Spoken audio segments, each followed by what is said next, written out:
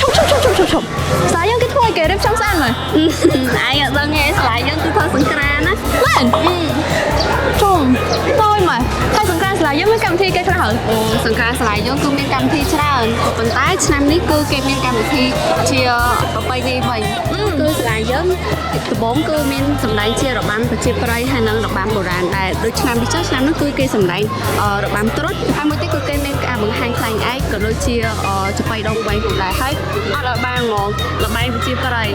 របាំប្រជាប្រិយនៅសាលាយើងគឺមានដូចជាលាក់កសែងចោលឈូងបោះអង្គញ់ទាញក្រោយហើយក៏គេមានលាយរបាំផ្សេងៗទៀតដែរដែលធ្វើឲ្យអ្នកចូលរួមមានការសប្បាយកំសាន្តចឹងហើយនៅពេលនោះផងដែរសិស្សានុសិស្សផងយើងក៏មានរៀបចំជាផ្សារសិប្បនិម្មិតដើម្បីឲ្យពួកយើងអាចទិញរបស់ឬក៏ចំណីអាហារពីគាត់បានហើយដល់ពេលរសៀលវិញគឺសាលាយើងមានរៀបចំជាការសម្ដែងសមត្ថភាពពិតៗរបស់សិស្សផងយើងហើយនឹងបុគ្គលិកហើយចុងក្រោយនោះគឺយើងមានការរំលែងនៅក្នុងទីធ្លាសាលាផងដែរចឹងឯងមកត្រូវតែមកហើយដោយសារឆ្នាំចុងក្រោយហើយសាលាគូកបបានបន្ថែមជាមួយនឹងវប្បធម៌ប្រពៃណីខ្មែរយើងឲ្យសិស្សានុសិស្សបានយល់ដឹងនិងបានស្គាល់កាន់តែច្រើនជាងនឹងទៀតអញ្ចឹងកម្មវិធីសាលាយើងគេធ្វើនៅថ្ងៃណាដូចជាតឹងដឹងហ្នឹងនេះអូឆ្នាំនេះសង្ក្រានសាលាយើងគឺគេធ្វើថ្ងៃទី8ខែមេសា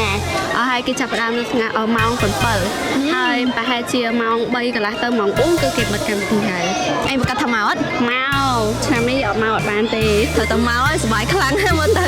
See you guys ថ្ងៃទី8ខែមេសាឆ្នាំ2025 Bye bye